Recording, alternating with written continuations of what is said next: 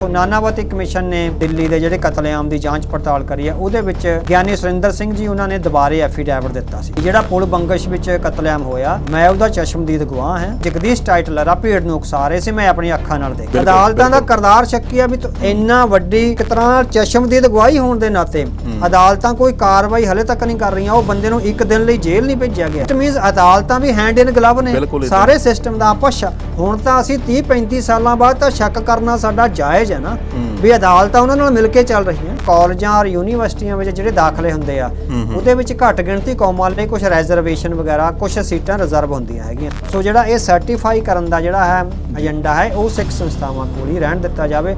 ਹੁਣ ਦੇਖੋ ਵੀ ਅਗਲੇ ਦਿਨਾਂ ਦੌਰਾਨ ਉਸ ਕੋਈ ਆਰਡੀਨੈਂਸ ਵਗੈਰਾ ਇਹ ਜਾਰੀ ਹੁੰਦਾ ਤੇ ਜਿਹੜੀਆਂ ਹੁਣ ਮਾਈਨੋਰਟੀਜ਼ ਦੀਆਂ ਪਾਵਰਾਂ ਨੇ ਉਹਨਾਂ ਨੂੰ ਗ੍ਰੈਬ ਕਰਨਾ ਫਿਰ ਤੇ ਦੁਬਾਰਾ ਉਹੀ ਦੋਹਰੇ ਮਾਪਦੰਡ ਵਾਲੀ ਗੱਲ ਹੋ। ਸੋ ਭ੍ਰਿਸ਼ਟਾਚਾਰ ਤੇ ਲੋਕਪਾਲ ਵਾਲਾ ਜਿਹੜਾ ਸਾਰਾ ਸੀ ਉਹ ਇੱਕ ਤਰ੍ਹਾਂ ਨਾਲ ਖਤਮ ਹੁੰਦਾ ਜਾ ਰਿਹਾ। ਉਹ ਅੱਗੇ ਜਿਹੜਾ ਇੱਕ ਤਰ੍ਹਾਂ ਨਾਲ ਐਡਵਾਂਸ ਕਰਨੀ ਹੁੰਦੀ ਹੈ ਰਾਜਨੀਤੀ, ਕਿਉਂਕਿ ਇੱਕ ਜਿਸ ਵੱਡੀ ਤੇ ਪਵਿੱਤਰ ਲਹਿਰ 'ਚ ਉਹ ਆਈ ਸੀ ਉਸ ਲਹਿਰ ਦੀ ਪਵਿੱਤਰਤਾ ਜਿਹੜੀ ਧੁੰਦਲੀ ਪੈ ਗਈ ਹੋਈ। ਦਿੱਲੀ ਦੇ ਵਿੱਚ ਦਾਖਲਿਆਂ ਨੂੰ ਲੈ ਕੇ ਜਿਹੜਾ ਹੈ ਦਿੱਲੀ ਗੁਰਦੁਆਰਾ ਪ੍ਰਬੰਧਕ ਕਮੇਟੀ ਦੇ ਕੋਲੋਂ ਜਿਹੜੇ ਅਧਿਕਾਰ ਨੇ ਉਹ ਖੋਏ ਗਏ ਨੇ ਤੇ ਕੇਜਰੀਵਾਲ ਸਾਹਿਬ ਹੋਣਾ ਨੇ ਜਿਹੜੇ ਆਪਾਂ ਕਹੀਏ ਕਿ ਆਪਣੇ ਅਧੀਨ ਜਿਹੜਾ ਦਿੱਲੀ ਦੀ ਸਰਕਾਰ ਦੇ ਅਧੀਨ ਇਹ ਜਿਹੜੇ ਅਧਿਕਾਰ ਲੈ ਲਏ ਨੇ। ਸਰਦਾਰ ਅਵਤਾਰ ਸਿੰਘ ਜੀ ਕੀ ਕਹੋਗੇ, ਕਿਹੜੇ ਅਧਿਕਾਰ ਨੇ ਜਿਹੜੇ ਇਹਨਾਂ ਨੇ ਲੈ ਲਏ ਨੇ?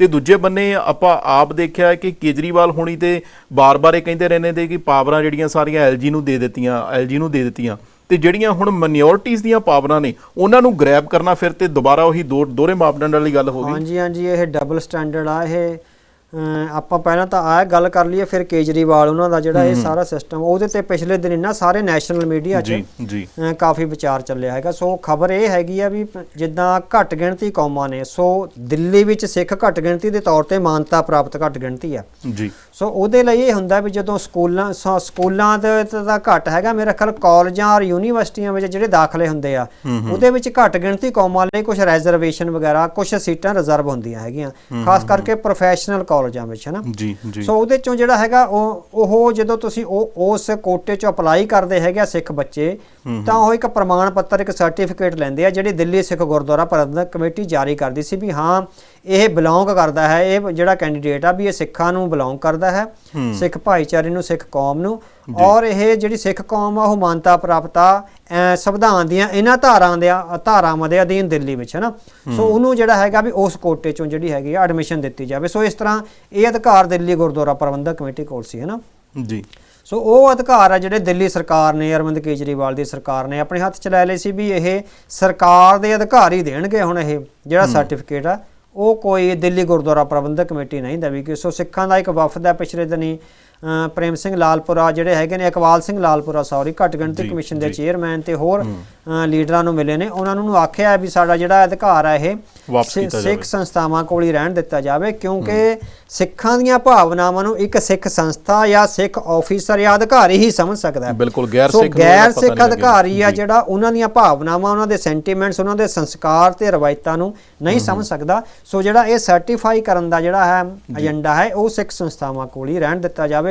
ਹੁਣ ਦੇਖੋ ਵੀ ਅਗਲੇ ਦਿਨਾਂ ਦੌਰਾਨ ਉਸ ਕੋਈ ਆਰਡੀਨੈਂਸ ਵਗੈਰਾ ਇਹ ਜਾਰੀ ਹੁੰਦਾ ਜਾਂ ਨਹੀਂ ਹੁੰਦਾ। ਮੇਰਾ ਖਿਆਲ ਸਿੱਖਾਂ ਦਾ ਦਬਾਅ ਹੈ ਜਿਹੜਾ ਉਹ ਮਜਬੂਰ ਕਰੇਗਾ ਸਰਕਾਰ ਨੂੰ ਕਿ ਇਹਦੇ ਤੇ ਜਿਹੜਾ ਸੈਂਟਰ ਇਹਦੇ 'ਚ ਆਪਾਂ ਕਰ ਲਿਆ ਜਾਵੇ। ਹੁਣ ਦੂਜਾ ਸਵਾਲ ਸੀ ਜਿਹੜਾ ਤੁਸੀਂ ਕਰਿਆ ਵੀ ਅਰਵਿੰਦ ਕੇਜਰੀਵਾਲ ਉਹਨੇ ਇੱਕ ਪਾਸੇ ਤਾਂ ਕਹਿੰਦੇ ਆ ਵੀ ਸਾਨੂੰ ਪਾਵਰਾਂ ਦਿੱਤੀਆਂ ਜਾਣ, ਹਨਾ।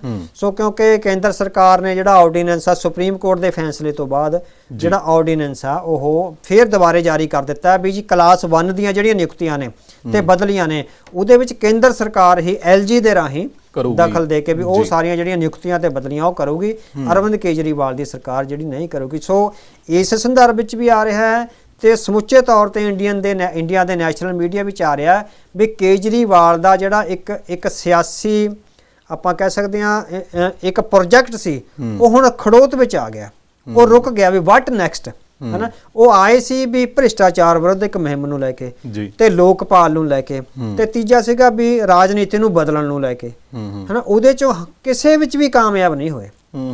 ਅੱਜ ਦਿੱਲੀ ਵਿੱਚ ਕੋਈ ਲੋਕਪਾਲ ਨਹੀਂ ਹੈ, ਬਿਲਕੁਲ ਜੀ ਹੋਵੇਗਾ ਵੀ ਦੰਦਾਂ ਤੋਂ ਰਹਿਤ ਹੈ, ਜਿੱਦਾਂ ਉਹਦੀ ਕੋਈ ਕਾਰਵਾਈ ਨਹੀਂ ਜੀ।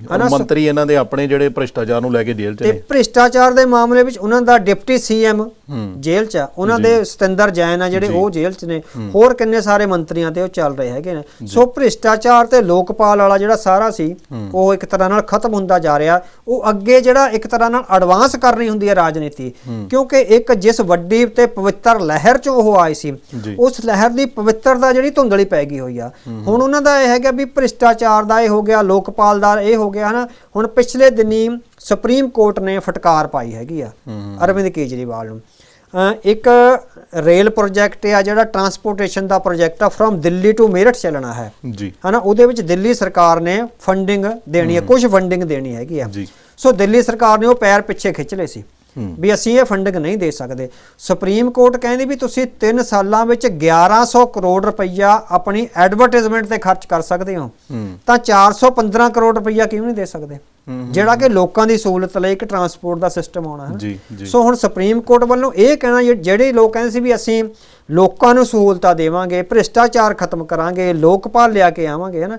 ਸੋ ਉਹ ਦੂਜਾ ਹੈਗਾ ਵੀ ਜਦੋਂ ਉਹ ਪਹਿਲੀ ਵਾਰ ਸੱਤਾ 'ਚ ਆਏ ਤਾਂ ਉਹਨਾਂ ਨੇ ਇੱਕ ਲਿਸਟ ਜਾਰੀ ਕਰੀ ਵੀ ਆਹ ਲੋਕ ਭ੍ਰਿਸ਼ਟਾਚਾਰ ਨੇ, ਅਸੀਂ ਇਹਨਾਂ ਨਾਲ ਕੋਈ ਰਿਸ਼ਤਾ ਨਹੀਂ ਰੱਖਾਂਗੇ। ਜਿਹੜੇ ਪੋਲੀਟੀਸ਼ੀਅਨ ਆ ਇਸ ਵੇਲੇ ਉਹ ਜਿਹੜਾ ਗੱਠਜੋੜ ਬਣਿਆ ਹੈ ਇੰਡੀਆ ਵਾਲਾ, ਉਹਦੇ ਨਾਲ ਅਲਾਈ ਹੋਏ ਆ, ਔਰ ਅੱਧੇ ਤੋਂ ਬੰਦੇ ਜ਼ਿਆਦਾ ਉਹ ਭ੍ਰਿਸ਼ਟਾਚਾਰੀ ਉਹਦੇ ਵਿੱਚ ਸ਼ਾਮਲ ਨੇ ਜੀ ਹਨਾ। ਸੋ ਇਹ ਹੈਗਾ ਵੀ ਉਹ ਰਾਜਨੀਤੀ ਨੂੰ ਬਦਲਣ ਵਾਲਾ ਜਿਹੜਾ ਸਾਰਾ ਸੀਗਾ ਵੀ ਹੁਣ ਕੀ ਕਰਨਗੇ, ਗਾਂ ਕ੍ਰਿਸ਼ਮਾ ਖਤਮ ਹੁੰਦਾ ਜਾ ਰਿਹਾ। ਦੂਜਾ ਇਹ ਹੈਗਾ ਵੀ ਹੂ ਇਜ਼ ਆਫਟਰ ਕੇਜਰੀਵਾਲ ਹਨਾ, ਵੀ ਕੇਜਰੀਵਾਲ ਆਪਣੇ ਤੌਰ ਤੇ ਹੀ ਨੇ, ਉਹ ਕੱਲ ਨੂੰ ਸੀਨ ਤੋਂ ਪਰੇ ਹੋ ਜਾਂਦੇ ਜਾਂ ਉਹਨਾਂ ਨੂੰ ਗ੍ਰਿਫਤਾਰ ਕਰ ਲਿਆ ਜਾਂਦਾ। ਸੈਕੰਡ ਲਾਈਨ ਜਿਹੜੀ ਤਿਆਰੀ ਨਹੀਂ ਕੀਤੀ, ਹਾਂ ਵੀ ਉਹਨਾਂ ਨੂੰ ਗ੍ਰਿਫਤਾਰ ਕਰ ਲਿਆ ਜਾਂਦਾ ਜੇ ਜਿਸ ਤਰ੍ਹਾਂ ਦਾ ਮਾਹੌਲ ਸਿਰਜਿਆ ਜਾ ਰਿਹਾ ਵੀ ਫਿਰ ਉਹ ਤੋਂ ਬਾਅਦ ਆਮ ਆਦਮੀ ਪਾਰਟੀ ਦਾ ਕੀ ਆ, ਕੋਈ ਸੈਕੰਡ ਲਾਈਨ ਦੀ ਲੀਡਰਸ਼ਿਪ ਜਾਂ ਉਸ ਤਰ੍ਹਾਂ ਦੀ ਵਿਜ਼ਨ ਨਹੀਂ ਹੈਗੀ ਹੈ ਨਾ। ਸੋ ਇਹ ਹੈਗਾ ਵੀ ਉਹਨਾਂ ਦੀ ਰਾਜਨੀਤੀ ਬਾਰੇ ਹੁਣ ਸਵਾਲ ਨੇ। ਇਸੇ ਕਰਕੇ ਇਸ ਮਜਬੂਰੀ ਚੋਂ ਹੀ ਅਰਵਿੰਦ ਕੇਜਰੀਵਾਲ ਨੂੰ ਇਹ ਗੱਠਜੋੜ 'ਚ ਸ਼ਾਮਲ ਹੋਣਾ ਪਿਆ ਵੀ ਹੁਣ ਆਪਣੇ ਸਿਆਸੀ ਬਚਾਓ ਲਈ ਕੁਛ ਨਾ ਕੁਛ ਕਰ ਲਓ। ਜਿਨ੍ਹਾਂ ਦੇ ਖਿਲਾਫ ਉਹ ਬੋਲਦੇ ਰਹੇ ਆ, ਜਿਨ੍ਹਾਂ ਨੂੰ ਭ੍ਰਿਸ਼ਟਾਚਾਰੀ ਕਹਿ ਕੇ ਭੰਡਦੇ ਰਹੇ ਆ, ਅੱਜ ਉਹਨਾਂ ਦੇ ਨਾਲ ਹੀ ਗੱਠਜੋੜ ਹੈ। ਸੋ ਫਿਰ ਉਹ ਸਾਰਾ ਸਿਨੈਰੀਓ, ਉਹ ਸਾਰੀਆਂ ਸੱਚੀਆਂ। ਦੂਜੇ ਬੰਨੇ ਜਿਹੜਾ ਆਪਾਂ ਗੱਲ ਇੱਥੇ ਚਲੋ ਆ ਹੀ ਗਈ ਤੇ ਕਰ ਲੈਣੇ ਹੈਗੇ, ਜਿਸ ਤਰੀਕੇ ਦੇ ਨਾਲ ਦਿੱਲੀ ਦੇ ਵਿੱਚ ਕੇਜਰੀਵਾਲ ਹੋਣਾ ਦਾ ਐਲਜੀ ਦੇ ਨਾਲ ਪੰਗਾ ਪਿਆ ਰਹਿੰਦਾ ਹੈ, ਤੇ ਉਸੇ ਤਰੀਕੇ ਦਾ ਜਿਹੜਾ ਫਿਰ ਉਸੇ ਹੀ ਤਰਜ਼ ਦੇ ਪੰਜਾਬ ਦੇ ਵਿੱਚ ਮਾਹੌਲ ਇੱਕ ਸਿਰਜਿਆ ਜਾ ਰਿਹਾ ਹੈ। ਇੱਕ ਡਿਸਕਸ਼ਨ ਇਹਦੇ ਬਾਰੇ ਮੈਂ ਵੀ ਸੁਣ ਰਿਹਾ ਸੀ, ਉਸ ਦੇ ਵਿੱਚ ਕਹਿੰਦੇ ਕਿ ਕਿਤਨਾ ਕਿਤੇ ਇਹਦੇ 'ਚ ਵੀ ਜਿਹੜਾ ਅਰਵਿੰਦ ਕੇਜਰੀਵਾਲ ਦਾ ਕਿਤਨਾ ਕਿਤੇ ਪਿੱਛੇ ਪਾਲਿਸੀ ਕੰਮ ਕਰ ਰਹੀ ਹੈ ਕਿ ਮੇਰੇ ਨਾਲੋਂ ਉੱਤੇ ਕੋਈ ਸਟਰੋਂਗ ਲੀਡਰ ਨਾ ਹੋਵੇ, ਵੀ ਜਿਹੋ ਜਿਹਾ ਖਲਾਰਾ ਮੇਰਾ ਪਿਆ ਰਹਿੰਦਾ ਇਦਾਂ ਦਾ ਖਲਾਰਾ ਪੰਜਾਬ 'ਚ ਪਿਆ ਰਹੇ। ਨਹੀਂ, ਸੋ ਇਸ ਤਰ੍ਹਾਂ ਦੇ ਤਾਂ ਆਪਾਂ ਕਹਿ ਸਕਦੇ ਹਾਂ ਵੀ ਸ਼ਰੀਊਡ ਉਹ ਹੈਗੇ ਆ ਨਾ, ਇਸ ਤਰ੍ਹਾਂ ਦੀਆਂ ਜਿਹੜੀਆਂ ਰਾਜਨੀਤੀ ਦੀਆਂ ਸ਼ਰੀਊਡਨੈਸ ਆ, ਜਿਹੜੀਆਂ ਸ਼ੈਤਾਨੀਆਂ ਉਹਨਾਂ ਨੇ ਸਿੱਖ ਲਈਆਂ ਹੋਈਆਂ ਨੇ। ਸੋ ਇਸ ਤਰ੍ਹਾਂ ਵੀ ਚੈਲੰਜ ਦੇਣਾ, ਹੁਣ ਤੁਸੀਂ ਦੇਖੋ ਵੀ ਜਦੋਂ ਉਹ ਵਾਰਾਣਸੀ ਚੋਂ ਨਰਿੰਦਰ ਮੋਦੀ ਦੇ ਖਿਲਾਫ ਖੜੇ ਹੋਏ ਆ ਨਾ, ਸੋ ਇੱਕ ਹੱਕ ਸੱਚ ਲਈ ਲੜਦੇ ਨਜ਼ਰ ਆ ਰਹੇ ਸੀ। ਸੋ ਉਹ ਦੂਜੇ ਨੰਬਰ ਤੇ ਆਏ ਆ ਹਨਾ, 2.5 ਲੱਖ ਵੋਟ ਪਈ ਆ ਉਹਨਾਂ ਨੂੰ ਵਾਰਾਣਸੀ ਚੋਂ। ਤੁਸੀਂ ਦੇਖੋ ਬਾਕੀ ਕੈਂਡੀਡੇਟਾਂ ਨੂੰ ਘੱਟ ਵੋਟ ਪਈ ਹੈਗੀ ਆ ਨਾ। ਤੁਸੀਂ ਤੇ ਦੇਖੋ ਵੀ ਉਹ ਜਿਹੜਾ ਕ੍ਰਿਸਮਾ ਸੀ, ਉਹ ਜਿਹੜਾ ਇੱਕ ਜਲਾਓ ਸੀ, ਉਹ ਬਿਲਕੁਲ ਆਉਂਦਾ। ਹੁਣ ਉਹ ਰਾਜਨੀਤੀ ਸਿੱਖ ਗਏ ਨੇ, ਉਹ ਭਗਵੰਤ ਮਾਨ ਨੂੰ ਵੀ ਇਸ ਚੱਕਰ 'ਚ ਉਲਝਾਈ ਰੱਖਣਾ ਚਾਹੁੰਦੇ ਆ। ਹਾਲਾਂਕਿ ਪੰਜਾਬ ਦਾ ਰਾਜਪਾਲ ਆਪਾਂ ਕਹਿ ਸਕਦੇ ਵੀ ਥੋੜੀ ਬਹੁਤੀ ਰਾਜਪਾਲਾਂ ਨੇ ਕੁਛ ਕਰਨਾ ਹੁੰਦੀ ਆ, ਪਰ ਮੁੱਖ ਮੰਤਰੀ ਈਵਨ ਚਾਹੇ ਪ੍ਰਕਾਸ਼ ਸਿੰਘ ਬਾਦਲ ਸੀ ਜਾਂ ਕੈਪਟਨ ਅਮਰਿੰਦਰ ਸਿੰਘ ਸੀ, ਉਹਨਾਂ ਨਾਲ ਜਾ ਕੇ ਇੱਕ ਜਿਹੜਾ ਹੈਗਾ ਸਿਧਾਂਤਕ ਸਾਂਝ ਜਾਂ ਇੱਕ ਬੈਠਕ ਜਾਂ ਚੰਗੀ ਮਿਲਣੀ ਆ ਜਿਹੜੀ ਕਰ ਲੈਂਦੇ ਸੀ। ਉਹ ਇੱਟ ਖੜੱਕਾ ਨਹੀਂ ਸੀ ਲਾਉਂਦੇ ਹਨਾ। ਸੋ ਮੇਰਾ ਖਿਆਲ ਅਰਵਿੰਦ ਕੇਜਰੀਵਾਲ ਜਾਣਬੁੱਝ ਕੇ ਭਗਵੰਤ ਮਾਨ ਨੂੰ ਉਹ ਸੜਿੱਕੇ ਵਿੱਚ ਪਾ ਰਹੇ ਨੇ ਵੀ ਇਹਨਾਂ ਦਾ ਜਿਹੜਾ ਇੱਟ ਖੜਿੱਕਾ ਲੱਗਿਆ ਰਹੇ, ਤੇ ਕਿਤੇ ਭਗਵੰਤ ਮਾਨ ਹੈ ਜਿਹੜੇ ਮੇਰੇ ਤੋਂ ਜ਼ਿਆਦਾ ਜਿਹੜੇ ਹੈਗੇ ਸੀਨੀਅਰ ਨਾ ਹੋ ਜਾਣ, ਜਾਂ ਉਹਨਾਂ ਦੀ ਜਿਹੜੀ ਗੱਲਬਾਤ ਆ ਉਹ ਉਸ ਪੱਧਰ ਤੇ ਨਾ ਚੱਲ ਜਾਵੇ। ਸੋ ਇਸ ਕਿਸਮ ਦਾ ਜਿਹੜਾ ਸਾਰਾ ਅੜਿੱਕਾ ਹੈ ਉਹ ਜਿਹੜੀ ਗੱਲਬਾਤ ਨੂੰ ਅੱਗੇ ਵਧਾਇਆ ਜਾ ਰਿਹਾ। ਸੋ ਇਸ ਸੰਦਰਭ 'ਚੋਂ ਹੀ ਇਸ ਸਾਰੇ ਜਿਹੜਾ ਉਹਨੂੰ ਦੇਖਿਆ ਜਾ ਰਿਹਾ। ਹਾਂ, ਜਿਹੜਾ ਅਰਵਿੰਦ ਕੇਜਰੀਵਾਲ ਦੀ ਰਾਜਨੀਤੀ ਬਾਰੇ ਇਹ ਲਗਾਤਾਰ ਜਿਹੜਾ ਆ ਰਿਹਾ ਹੈਗਾ ਵੀ ਉਹਨਾਂ ਦੀ ਰਾਜਨੀਤੀ 10 ਸਾਲਾਂ ਦੌਰਾਨ ਖੜੋਤ ਵਿੱਚ ਆ ਗਈ ਹੋਈ ਆ। ਸੋ ਜਿਨ੍ਹਾਂ ਗੱਲਾਂ ਤੇ ਉਹ ਕਹਿੰਦੇ ਸੀ ਵੀ ਇਹ ਨਹੀਂ ਹੋਣੀਆਂ ਚਾਹੀਦੀਆਂ, ਉਹ ਗੱਲਾਂ ਹੁਣ ਵਾਰ-ਵਾਰ ਹੋਣ ਲੱਗੀਆਂ ਨੇ, ਉਹਨਾਂ ਵੱਲੋਂ ਹੀ ਹੋਣ ਲੱਗੀਆਂ ਨੇ, ਉਹਨਾਂ ਦੇ ਮੰਤਰੀਆਂ ਵੱਲੋਂ ਹੋਣ ਲੱਗੀਆਂ ਨੇ। ਸੋ ਇਸ ਤਰ੍ਹਾਂ ਦਾ ਜਿਹੜਾ ਇੱਕ ਭ੍ਰਿਸ਼ਟਾਚਾਰੀ ਸਿਸਟਮ ਆ ਜਿਹਦੇ ਵਿੱਚ ਉਹ ਆਪਾਂ ਕਹਿ ਸਕਦੇ ਵੀ ਘੁੰਮ ਫਿਰ ਰਹੇ ਨੇ। ਸੋ ਉਹ ਉਹਨਾਂ ਦੀ ਰਾਜਨੀਤੀ ਦੇ ਜਿਹੜੇ ਭਵਿੱਖ ਹੈ ਉਹਦੇ ਅੱਗੇ ਸਵਾਲੀਆ ਚਿੰਨ੍ਹ ਨਿਸ਼ਾ ਰਿਹਾ। ਔਰ ਨੈਸ਼ਨਲ ਰਾਜਨੀਤੀ ਵਿੱਚ, ਰੈਸ਼ਨਲ ਜਰਨਲਿਜ਼ਮ ਵਿੱਚ, ਜਿਹੜੀ ਸੀਰੀਅਸ ਜਰਨਲਿਜ਼ਮ ਆ ਉਹਦੇ 'ਚ ਜਿਹੜੀ ਇਹ ਗੱਲ ਹੋਣ ਲੱਗੀ ਆ ਵੀ ਵਾਟ ਨੈਕਸਟ ਫॉर ਅਰਵਿੰਦ ਕੇਜਰੀਵਾਲ। ਜੀ ਬਿਲਕੁਲ ਜੀ, ਕਿਉਂਕਿ ਜਿਹੜੇ ਜੇ ਆਪਾਂ ਕਹੀਏ ਕਿ ਬਹੁਤ ਸਾਰੇ ਬੰਦੇ ਜਿਹੜੇ ਸੂਝਵਾਨ ਬੰਦੇ ਸੀ ਇਹਨਾਂ ਦੇ ਨਾਲ ਜੁੜੇ ਸੀ, ਤੇ ਉਹਨਾਂ ਦੇ ਵਿੱਚੋਂ ਹੌਲੀ-ਹੌਲੀ ਕਰਕੇ ਬਹੁਤ ਸਾਰੇ ਜਿਹੜੇ ਸੀ ਇਹਨਾਂ ਨੂੰ ਛੱਡ ਕੇ ਚਲੇ ਗਏ। ਕੀ ਕਾਰਨ ਰਹੇ ਹੋਣਗੇ ਤੇ ਉਹਨਾਂ ਨੂੰ ਹੀ ਪਤਾ ਹੈ, ਪਰ ਕਿਤੇ ਨਾ ਕਿਤੇ ਜਿਹੜਾ ਹੈ ਇਹ ਸਾਰੇ ਸਵਾਲ ਜਿਹੜੇ ਨੇ ਹੁਣ ਸਾਹਮਣੇ ਹੌਲੀ-ਹੌਲੀ ਜਿਹੜੇ ਆਉਣੇ ਚਾਲੂ ਹੋ ਗਏ ਨੇ। ਹੁਣ ਆਪਾਂ ਗੱਲਬਾਤ ਕਰ ਲੈਂਦੇ ਹਾਂ ਜਗਦੀਸ਼ ਟਾਈਟਲਰ ਦੀ, ਜਿਨ੍ਹਾਂ ਨੂੰ ਕਿ ਪੇਸ਼ ਹੋਣ ਦੇ ਲਈ ਜਿਹੜਾ ਹੈ ਸਮਾਂ ਇੱਕ ਅਲਟੀਮੇਟਮ ਕਹਿ ਦਈਏ ਜਾਂ ਇੱਕ ਲਿਮਿਟ ਜਿਹੜੀ ਹੈ ਉਹ ਦਿੱਤੀ ਗਈ ਹੈ। ਸਰਦਾਰ ਅਵਤਾਰ ਸਿੰਘ ਜੀ, ਸਿੱਖ ਕਤਲੇਆਮ ਦੇ ਕੇਸਾਂ ਨੂੰ ਲੈ ਕੇ ਇਹ ਕਿਹੜੇ ਵਾਲਾ ਕੇਸ ਹੈਗਾ ਜਿਹੜਾ ਦੁਬਾਰਾ ਚਰਚਾ ਦੇ ਵਿੱਚ ਆਇਆ ਜਾਂ ਖੁੱਲਿਆ ਹੈਗਾ? ਹਾਂਜੀ, ਇਹ ਨਾ ਦਿੱਲੀ ਦੇ ਪੁਲ ਬੰਗਸ਼ ਏਰੀਆ ਹੈਗਾ।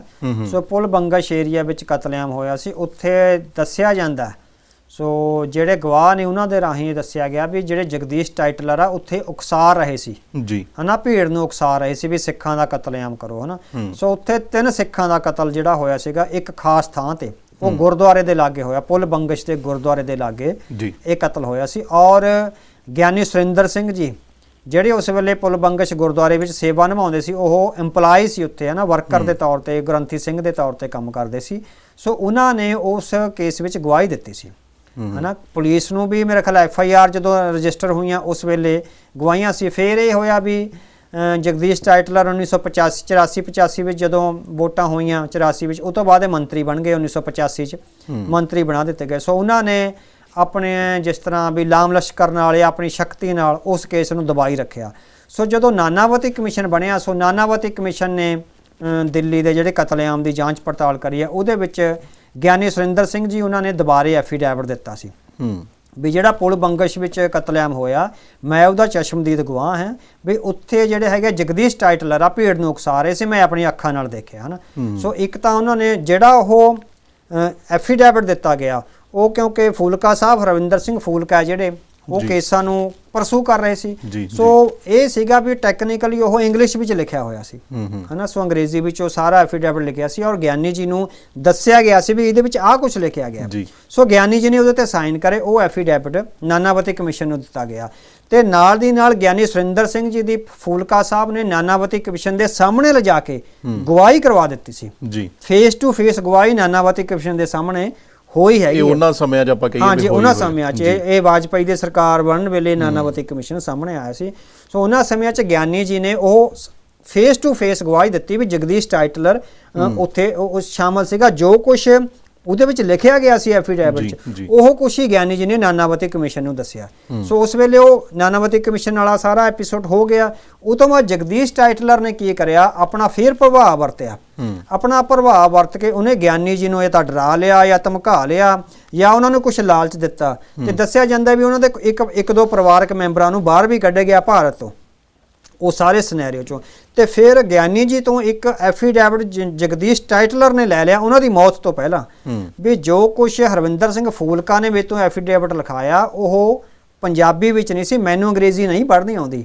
ਸੋ ਮੈਂ ਪੰਜਾਬੀ ਵਿੱਚ ਹੀ ਐਫੀਡੈਵਿਟ ਦੇ ਰਿਹਾ ਹੈਗਾ ਵੀ ਉਹਦੇ ਵਿੱਚ ਜਗਦੀਸ਼ ਟਾਈਟਲਰ ਦਾ ਕੋਈ ਰੋਲ ਨਹੀਂ ਸੀ। ਇਹ ਫੂਲਕੇ ਨੇ ਆਪ ਜਿੱਦਾਂ ਗਲਤੀ ਕਰਕੇ ਵੀ ਮੇਰੇ ਤੋਂ ਜਾਣਬੁੱਝ ਕੇ ਲਿਖਾਇਆ ਹਨਾ। ਫਿਰ ਜਗਦੀਸ਼ ਟਾਈਟਲਰ ਨੇ ਨਾਨਾਵਤੀ ਕਮਿਸ਼ਨ ਕੋਲੋਂ ਦੁਬਾਰੇ ਐਫੀਡੈਵਿਟ ਉਹਨਾਂ ਦਾ ਪੰਜਾਬੀ 'ਚ ਲਿਖਿਆ ਹੋਇਆ ਦੇ ਦਿੱਤਾ, ਜਿਹੜਾ ਕਿ ਡਰਾ ਧਮਕਾ ਕੇ ਜਾਂ ਲਾਲਚ ਵਜੋਂ ਲਿਆ ਗਿਆ ਸੀ। ਪਰ ਉਹਨੂੰ ਦੱਸਿਆ ਜਾਂਦਾ ਜਦੋਂ ਫੂਲਕਾ ਸਾਹਿਬ ਨੇ ਆਰਗੂ ਕਰਿਆ ਤਾਂ ਨਾਨਾਵਤੀ ਕਮਿਸ਼ਨ ਨੇ ਜਗਦੀਸ਼ ਟਾਈਟਲਰ ਵਾਲਾ ਜਿਹੜਾ ਪੰਜਾਬੀ 'ਚ ਲਿਖਿਆ ਸੀ ਉਹਨੂੰ ਰੱਦ ਕਰ ਦਿੱਤਾ। ਉਹ ਕਹਿੰਦੇ ਵੀ ਉਹ ਗਿਆਨੀ ਸੁਰਿੰਦਰ ਸਿੰਘ ਮੇਰੇ ਸਾਹਮਣੇ ਜਿਹੜੀ ਫੇਸ ਟੂ ਫੇਸ ਬਿਆਨ ਦੇ ਕੇ ਗਿਆ, ਮੈਂ ਉਹਨੂੰ ਮਤਲਬ ਕਿ ਮੰਨ ਸਕਦਾ ਵੀ ਉਹ ਸੱਚ ਜਿਹੜਾ ਬੋਲ ਰਿਹਾ ਸੀਗਾ। ਸੋ ਉਹ ਕੇਸ ਫਿਰ ਲਟਕਦਾ ਰਿਹਾ।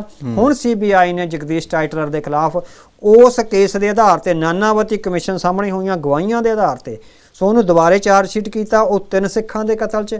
ਸੋ ਉਹਦੇ 'ਚੋਂ 4 ਮੇਰੇ ਖਿਆਲ 5 ਅਗਸਤ ਤੱਕ ਆ। ਫਿਰ ਆਪਾਂ ਕਹੇ ਕਿ ਕਿਉਂਕਿ ਇਹਦੇ 'ਚ ਦੁਬਾਰਾ ਨਵੀਆਂ ਗਵਾਹੀਆਂ ਤੇ ਹੋ ਨਹੀਂ ਸਕਦੀਆਂ, ਫਿਰ ਉਹੀ ਫਿਰ ਤਾਂ ਸਾਰਾ ਕੁਝ ਹੋ ਹੀ ਰੱਖਿਆ, ਫਿਰ ਇੱਕ ਤਰ੍ਹਾਂ ਦਾ ਇੱਥੇ ਹੋ ਸਕਦੀ ਕਾਰਵਾਈ। ਦੇਖੋ ਜੀ ਅਦਾਲਤਾਂ ਦਾ ਹੁਣ ਇਹ ਦੇਖੋ ਵੀ ਸਿਸਟਮ ਕਿੰਨਾ ਸਲੋ ਕੰਮ ਕਰ ਰਿਹਾ ਹੈ। ਇਟ ਮੀਨਸ ਆਪਾਂ ਅਦਾਲਤਾਂ ਤੇ ਵੀ ਸ਼ੱਕ ਕਰ ਸਕਦੇ ਹਾਂ, ਮਤਲਬ 20-22 ਸਾਲ ਤੇ ਇਦਾਂ ਹੀ ਲੰਘਾਤੇ ਵੀ ਅਦਾਲਤਾਂ ਵੀ ਤਾਂ ਸ਼ੱਕੀ ਆ ਨਾ, ਅਦਾਲਤਾਂ ਦਾ ਕਿਰਦਾਰ ਸ਼ੱਕੀ ਆ ਵੀ ਇੰਨਾ ਵੱਡੀ ਇੱਕ ਤਰ੍ਹਾਂ ਚਸ਼ਮਦੀਦ ਗਵਾਹੀ ਹੋਣ ਦੇ ਨਾਤੇ ਅਦਾਲਤਾਂ ਕੋਈ ਕਾਰਵਾਈ ਹਲੇ ਤੱਕ ਨਹੀਂ ਕਰ ਰਹੀਆਂ। ਉਹ ਬੰਦੇ ਨੂੰ ਇੱਕ ਦਿਨ ਲਈ ਜੇਲ੍ਹ ਨਹੀਂ ਭੇਜਿਆ ਗਿਆ ਵੀ ਇਟ ਮੀਨਸ ਅਦਾਲਤਾਂ ਵੀ ਹੈਂਡ ਇਨ ਗਲਵ ਨੇ ਸਾਰੇ ਸਿਸਟਮ ਦਾ। ਆਪਾਂ ਹੁਣ ਤਾਂ ਅਸੀਂ 30-35 ਸਾਲਾਂ ਬਾਅਦ ਤਾਂ ਸ਼ੱਕ ਕਰਨਾ ਸਾਡਾ ਜਾਇਜ਼ ਹੈ ਨਾ ਵੀ ਅਦਾਲਤਾਂ ਉਹਨਾਂ ਨਾਲ ਮਿਲ ਕੇ ਚੱਲ ਰਹੀਆਂ ਹਨਾ ਵੀ ਜੇ ਹੁਣ ਵੀ ਅਸੀਂ ਸ਼ੱਕ ਨਹੀਂ ਕਰਦੇ ਇਟ ਮੀਨ ਅਸੀਂ ਮਰੇ ਹੋਏ ਆ ਅੰਦਰੋਂ ਹਨਾ ਵੀ ਹੁਣ ਵੀ ਅਸੀਂ ਕਹੀ ਜਾਈਏ ਮਿਲ ਕੇ ਨਾ ਚੱਲਦੀਆਂ ਹੁੰਦੀਆਂ ਤੇ ਜੇ ਆਪਾਂ ਕਹੀਏ ਕਿ ਖੈਰ ਵੀ ਮਣੀਪੁਰ ਵਾਲੀ ਘਟਨਾ ਦੇ ਸੋ ਮੋਟੋ ਨੋਟਿਸ ਲਿਆ ਜਾ ਸਕਦਾ ਤੇ ਫਿਰ ਦਿੱਲੀ ਦੇ ਕਿਉਂ ਨਹੀਂ ਲਿਆ ਜਾ ਸਕਦਾ। ਸੋ ਇਹ ਅਦਾਲਤਾਂ ਵੀ ਰਲ ਮਿਲ ਕੇ ਚੱਲ ਰਹੀਆਂ ਨੇ, ਉਹਨਾਂ ਦੇ ਹੀ ਬੰਦੇ ਨੇ। ਸੋ ਸਾਰਾ ਕੁਝ ਅਗਲੇ ਸਵਾਲਾਂ 'ਚ ਆਪਾਂ ਉਹ ਸਾਰੀ ਗੱਲਬਾਤ ਕਰਾਂਗੇ ਵੀ। ਸੋ ਇਹ ਕੇਸ ਹੁਣ ਥੋੜਾ ਚੱਲਿਆ ਹੈ, ਤੁਸੀਂ ਦੇਖੋ ਵੀ 39 ਸਾਲਾਂ ਬਾਅਦ ਕੇਸ ਸ਼ੁਰੂ ਹੋਇਆ ਹੈ, ਇਹਨੇ ਮੁੱਕਣਾ ਕਦੋਂ ਹੈ ਤੇ ਇਹਦਾ ਕਦੋਂ ਫਲਾ ਹੁਣ ਹਾਲੇ ਹੇਠਲੀ ਅਦਾਲਤ 'ਚ ਹੈ, ਫਿਰ ਹਾਈ ਕੋਰਟ ਸੁਪਰੀਮ ਕੋਰਟ ਜਾਊਗਾ ਤੇ ਉਦੋਂ ਤੱਕ ਇਹ ਬੰਦਾ ਮਤਲਬ ਕਿ ਜਾਂਦਾ ਲੱਗਣਾ ਸਾਰਾ। ਸੋ ਇਹ ਸਾਰਾ ਹੈਗਾ ਵੀ ਇਹ ਕੇਸ ਹੈ, ਸਾਨੂੰ ਆਸ ਦੀ ਕਿਰਨ ਰੱਖਣੀ ਚਾਹੀਦੀ ਹੈਗੀ ਆ, ਪਰ ਅਦਾਲਤਾਂ ਤੇ ਇੰਨਾ ਵੱਡਾ ਭਰੋਸਾ ਨਹੀਂ ਕਰਨਾ ਚਾਹੀਦਾ ਵੀ ਉਹ ਸਾਡੇ ਲਈ ਇਨਸਾਫ ਦੇਣਗੀਆਂ ਹੀ ਦੇਣਗੀਆਂ। ਜੀ ਬਿਲਕੁਲ ਜੀ, ਗੱਲਬਾਤ ਦੁਬਾਰਾ ਕਰ ਲੈਂਦੇ ਹਾਂ ਪੰਜਾਬ ਦੇ ਰਾਜਪਾਲ ਦੀ। ਪੰਜਾਬ ਦੇ ਰਾਜਪਾਲ ਨੇ ਜਿਹੜਾ ਹੈ ਮੁੱਖ ਮੰਤਰੀ ਨੂੰ ਲੈ ਕੇ ਫਿਰ ਦੁਬਾਰਾ ਇੱਕ ਵਾਰੀ ਬਿਆਨ ਦਿੱਤਾ ਹੈ। ਉਹਨਾਂ ਨੇ ਨਾਲੇ ਕਿਹਾ ਕਿ ਸਰਕਾਰ ਜਿਹੜੀ ਹੈ ਸੰਵਿਧਾਨਕ ਤੌਰ ਤੇ ਅਨੁਸਾਰ ਜਿਹੜਾ ਕੰਮ ਨਹੀਂ ਕਰ ਰਹੀ ਹੈਗੀ। ਉਹੀ ਗੱਲ ਦੁਬਾਰਾ ਆ ਗਈ ਕਿ ਫਿਰ ਦੁਬਾਰਾ ਜਿਹੜਾ ਅੜਿੱਕਾ ਕਿਤੇ ਨਾ ਕਿਤੇ ਆਪਸ ਦੇ ਵਿੱਚ ਕਲੈਸ਼ ਬਨਵਾਰੀ ਲਾਲ ਪੁਰੋਹਿਤ ਹੋਣਾ ਦਾ ਤੇ ਭਗਵੰਤ ਮਾਨ ਹੋਣਾ ਦਾ ਜਾਰੀ ਕਰਵਾਇਆ ਜਾ ਰਿਹਾ ਉਹ ਨਾ ਬਿਲਕੁਲ ਉਹ ਕਰਵਾਇਆ ਜਾ ਰਿਹਾ ਹੈਗਾ। ਸੋ ਤਾਂ ਕਿ ਅਰਵਿੰਦ ਕੇਜਰੀਵਾਲ ਨੂੰ ਇਹ ਡਰ ਹੈਗਾ ਵੀ ਕਿਉਂਕਿ ਪੰਜਾਬ ਦਾ ਮੁੱਖ ਮੰਤਰੀ ਹੋਣਾ ਇੱਕ ਬਹੁਤ ਵੱਡੀ ਗੱਲ ਹੈ। ਦਿੱਲੀ ਦਾ ਮੁੱਖ ਮੰਤਰੀ ਇੱਕ ਮਿਊਨਿਸਪਲ ਕਮੇਟੀ ਦਾ ਮੁੱਖ ਮੰਤਰੀ ਹੋਈ ਹੈ। ਸੋ ਪੰਜਾਬ ਦੇ ਮੁੱਖ ਮੰਤਰੀ ਦੀ ਜਿਹੜੀ ਚੜ੍ਹਤਾ ਉਹਨੂੰ ਲੱਗਦਾ ਵੀ ਕਿਤੇ ਇਹ ਮੇਰੀ ਪੋਜੀਸ਼ਨ ਗ੍ਰੈਬ ਨਾ ਕਰ ਲਵੇ, ਹੈ ਨਾ। ਸੋ ਉਹ ਪੰਜਾਬ ਦੇ ਰਾਜਪਾਲ ਨਾਲ ਮੁੱਖ ਮੰਤਰੀ ਦਾ ਜਿਹੜਾ ਅੜਿੱਕਾ, ਹਾਲਾਂਕਿ ਭਗਵੰਤ ਸਿੰਘ ਮਾਨ ਸਾਨੂੰ ਲੱਗਦਾ ਵੀ ਇੰਨੇ ਕੁ ਸਿਆਣੇ ਤਾਂ ਹੈ ਨੇ ਵੀ ਉਹ ਰਾਜਪਾਲ ਨਾਲ ਇੱਕ ਰਸਮੀ ਮੁਲਾਕਾਤ ਕਰਨ, ਜਿਹੜੇ ਬਖੇੜੇ ਨੇ ਚਾਹ ਦੇ ਕੱਪ ਤੇ ਵੀ ਹਾਂ ਮਤਲਬ ਕਿ ਸਾਰਾ ਕੁਝ ਉਹ ਕੀਤਾ ਜਾ ਸਕਦਾ ਹੈਗਾ। ਇੱਕ ਡਿਪਲੋਮੇਸੀ ਹੈ ਜਿਹੜੀ ਅਪਣਾਈ ਜਾ ਸਕਦੀ ਹੈ। ਇਹ ਬਿਨਾਂ ਮਤਲਬ ਤੋਂ ਅੜਿੱਕੇ ਆ ਜਿਹੜੇ ਪਾਏ ਜਾ ਰਹੇ ਹੈਗੇ ਨਾ। ਸੋ ਹੁਣ ਰਾਜਪਾਲ ਦਾ ਇਹ ਕਹਿਣਾ ਵੀ ਜੇ ਚੁਣੀ ਹੋਈ ਸਰਕਾਰ ਸੰਵਿਧਾਨ ਅਨੁਸਾਰ ਕੰਮ ਨਹੀਂ ਕਰ ਰਹੀ ਫਿਰ ਪੰਜਾਬ 'ਚ ਕੌਣ ਆ ਜਿਹੜਾ ਸੰਵਿਧਾਨਕ ਤੌਰ ਤੇ ਕੰਮ ਕਰੇ? ਇਹ ਵੱਡਾ ਸਵਾਲ ਹੈ ਨਾ। ਵੀ ਚੁਣੀ ਹੋਈ ਸਰਕਾਰ ਜੇ ਗੈਰ ਸੰਵਿਧਾਨਕ ਕੰਮ ਕਰ ਰਹੀ ਹੈ, ਵੀ ਉਹ ਜਿਹੜੇ ਅਜਲਾਸ ਬੁਲਾ ਰਹੀ ਹੈ ਉਹ ਪਿਛਲੇ ਅਜਲਾਸ ਨੂੰ ਹੀ ਐਂਡ ਕਰਨ ਨਾਲੋਂ ਉਹਨੂੰ ਖੁੱਲਾ ਰੱਖ ਰਹੀ ਹੈ, ਜਿਹੜਾ ਕਿ ਟੈਕਨੀਕਲੀ ਵੈਲਿਡ ਨਹੀਂ ਹੈਗਾ, ਕਿਤੇ ਨਾ ਕਿਤੇ ਉਹਦੇ ਸਵਾਲੀਆ ਚਿੰਨ੍ਹ ਲੱਗਣੇ। ਪਿਛਲੀਆਂ ਸਰਕਾਰਾਂ ਨੇ ਨਹੀਂ ਕਰਿਆ ਕਿਸੇ ਨੇ ਵੀ। ਜਦੋਂ ਮੌਨਸੂਨ ਸੈਸ਼ਨ ਹੁੰਦਾ ਜਾਂ ਸਰਦ ਰੁੱਤ ਦਾ ਜਾਂ ਬਜਟ ਸੈਸ਼ਨ ਹੁੰਦਾ, ਉਹ ਜਿਸ ਦਿਨ ਬੰਦ ਹੁੰਦਾ ਉਹਨੂੰ ਕਲੋਜ਼ ਕਰ ਦਿੱਤਾ ਜਾਂਦਾ। ਅਗਲੀ ਵਾਰੀ ਨਵਾਂ ਸੈਸ਼ਨ ਨਵੇਂ ਇਰਾਦਿਆਂ ਨਾਲ ਨਵੇਂ ਲੈਟਰ ਜਾਰੀ ਹੁੰਦੀ ਹੈ ਰਾਜਪਾਲ ਨੂੰ, ਰਾਜਪਾਲ ਦੀ ਸਹਿਮਤੀ ਆਉਂਦੀ ਆ, ਉਹ ਸਹਿਮਤੀ ਦਿੰਦੇ ਆ, ਉਹ ਬੋਲਦੇ ਆ ਤੇ ਉਹ ਤੋਂ ਬਾਅਦ ਸ਼ੁਰੂ ਹੁੰਦਾ। ਸੋ ਇਹ ਟੈਕਨੀਕਲੀ ਉਹ ਅੱਗ ਨਾਲ ਖੇਡ ਰਹੇ ਨੇ ਭਗਵੰਤ ਮਾਨ, ਉਹਨਾਂ ਨੂੰ ਖਿਡਾਇਆ ਜਾ ਰਿਹਾ ਹੈ। ਸਿਰਫ ਇਸੇ ਕਰਕੇ ਉਹ ਲਗਾਤਾਰ ਉਸ ਝੱਖੜ ਵਿੱਚ ਫਸ ਰਹੇ ਨੇ ਆਪ, ਜਿਹਦੇ ਵਿੱਚ ਅਰਵਿੰਦ ਕੇਜਰੀਵਾਲ ਉਹਨੂੰ ਫਸਾਉਣਾ ਚਾਹੁੰਦੇ ਨੇ। ਸੋ ਭਗਵੰਤ ਸਿੰਘ ਮਾਨ ਨੂੰ ਚਾਹੀਦਾ ਵੀ ਉਹ ਪੰਜਾਬ ਦੇ ਰਾਜਪਾਲ ਨਾਲ ਇਹ ਬਖੇੜਾ ਖਤਮ ਕਰਨ। ਹੁਣ ਜਦੋਂ ਉਹ ਜਿਹੜਾ ਉਹ ਇਜਲਾਸ ਕਹਿ ਰਹੇ ਨੇ ਵੀ ਉਹ ਗੈਰ ਕਾਨੂੰਨੀ ਆ, ਤਾਂ ਉਹਦੇ ਵਿੱਚ ਪਾਸ ਕੀਤੇ ਹੋਏ ਮਤੇ ਵੀ ਗੈਰ ਕਾਨੂੰਨੀ ਮੰਨੇ ਜਾ ਰਹੇ ਨੇ, ਜਿਨ੍ਹਾਂ ਨੂੰ ਹੋ ਸਕਦਾ ਰਾਜਪਾਲ ਅੱਗੇ ਨਾ ਭੇਜਣ। ਸੋ ਇਹ ਟਖੜਕਾ ਪੰਜਾਬ ਲਈ ਠੀਕ ਨਹੀਂ ਹੈ। ਦਿੱਲੀ ਵਿੱਚੋਂ ਚੱਲਦਾ ਚੱਲੀ ਜਾਣ ਦਿਓ।